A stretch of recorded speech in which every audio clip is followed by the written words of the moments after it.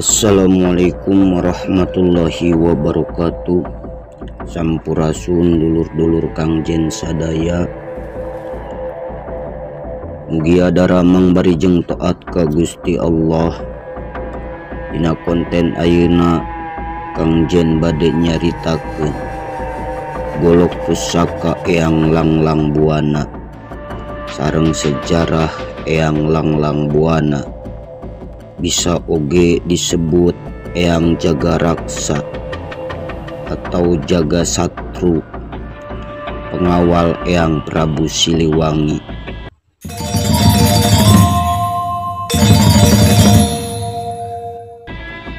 Warga Jawa Barat, masyarakat Pasundan khususnya, selama ini mungkin banyak mendengar cerita tentang adanya harimau gaib yang diyakini sebagai wujud penjelmaan dari Prabu Siliwangi. Harimau gaib ini digambarkan sebagai hewan berbulu loreng, atau ada juga yang mengatakan berbulu putih dan disebut sebagai lodaya. Di samping harimau loreng dan lodaya yang diyakini sebagai jelmaan Prabu Siliwangi dan para pengikut setianya, sesungguhnya masih ada jenis harimau gaib lainnya, yakni harimau yang berbulu hitam pekat. Nah, jenis harimau hitam inilah yang mungkin masih kurang diketahui seperti apa asal-usulnya. Meski terkesan muskil, namun bagi masyarakat Jawa Barat, khususnya yang tinggal di daerah pinggiran, masih meyakini kalau kesemua jenis harimau gaib tersebut hingga kini masih ada dan kerap menampakkan wujudnya di tempat-tempat tertentu. Fenomena itu utamanya kerap terjadi di sekitar Leuweung Sancang, Garut Selatan. Menurut cerita, di Leuweung Sancang inilah Prabu Siliwangi bersama para pengikut setianya memutuskan jalan gaib dengan cara ngahiang atau moksa. Lantas bagaimana asal-usul harimau hitam dari Pajajaran itu? Menurut informasi yang misteri terima, sosok harimau hitam yang kini dijadikan lambang kesatuan kepolisian daerah di Jawa Barat ini tidak lain mulanya berasal dari salah seorang tokoh pengabdi setia di Pajajaran. Saat Prabu Siliwangi berkuasa, sang tokoh mendapat kepercayaan jabatan sebagai pejabat tinggi keamanan atau setara dengan Panglima Polri pada saat sekarang. Dialah petinggi polisi pertama yang sempat diangkat di lingkungan kerajaan Pajajaran. Tokoh dimaksud tak lain adalah yang nama populer dengan sebutan Eyang Langlang Buana. Dia pertama kali ditunjuk sebagai pengabdi polisi di lingkungan kerajaan pada 1515 dan bersamanya sempat pula ditunjuk dua orang ajudannya, yaitu yang bernama Eyang Jaga Riksa dan Eyang Jaga Pirusa. Disebutkan ketiga tokoh inilah yang bertanggung jawab terhadap keamanan di lingkungan dalam kerajaan. Mereka juga memiliki pos pusat di Pakuan, juga sejumlah pos-pos yang di kawasan Sukadana, Cibitu, dan Cianjur. Eyang Langlang Buana atau yang dikenal pula sebagai Eyang Jaga Raksa atau Jaga Satru, menurut sejarah sebenarnya bukanlah orang Pajajaran asli.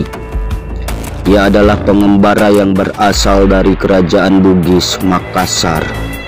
Kemudian dia menikah dengan wanita di Pajajaran.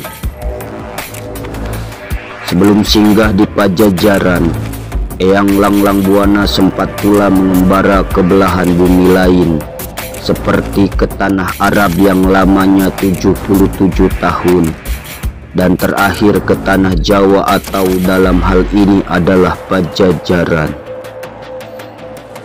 Seperti diceritakan, Prabu Siliwangi dan segenap pengikut setianya akhirnya sepakat memilih jalan gaib untuk mati secara moksa.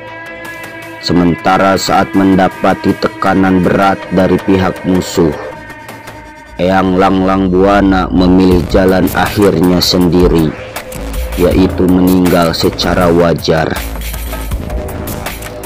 Menurut sebuah sumber, makam Eyang Langlang Buana berada di kawasan Cibule di kaki Gunung Pangrango, Cianjur. Sudah barang tentu Eyang Langlang Buana termasuk leluhur yang memiliki jasa besar bagi Pajajaran. Makamnya kini sangat dikeramatkan. Namun untuk dapat mencapainya boleh dikata tidaklah gampang, sebab di samping lokasinya yang berada di kedalaman hutan yang rimbun, juga untuk tiba di sana kita pun harus siap berjalan jongkok dan merayap, dikarenakan makam itu terkurung oleh pohon-pohon yang besar. Tegas sumber misteri yang enggan disebutkan namanya. Sementara berkaitan dengan cerita keleluhuran Eyang Langlang Buana yang nama besarnya kini diabadikan sebagai simbol kesatuan kepolisian Jawa Barat, terungkap sebuah informasi kalau ternyata senjata pusakanya adalah sebilah golok yang panjangnya sekitar 1 meter. Pusaka ini sekarang berada di tangan seorang kolektor di Bandung. Karena bahannya yang bukan sembarangan, pusaka Eyang Langlang Buana tersebut diyakini menyimpan tuah tertentu. Menurut sang pemilik, banyak kalangan yang berhasrat untuk dapat memilikinya. Golok ini berkhodam seekor harimau gaib berbulu hitam, jelmaan dari Eyang Langlang Buana. Golok ini merupakan perangkat bela diri sangat ringan untuk dimainkan, sehingga banyaknya pihak yang berminat, kata sang pemilik yang juga enggan disebut identitasnya. Menurut pengakuannya, golok yang bergagang berupa ukiran kepala harimau hitam itu adalah benar-benar asli. Benda tersebut merupakan warisan dari para leluhurnya yang sempat mendalami dan menyusuri sejarah Pajajaran. Telah sedikit cerita golok pusaka Eyang Langlang Buana dan sejarah Eyang Langlang Buana atau Eyang Jagaraksa atau Jagasatru. Mudah-mudahan video kali ini bermanfaat untuk menambah nilai histori sejarah kebudayaan orang Sunda. Atur nuhun kasadayana.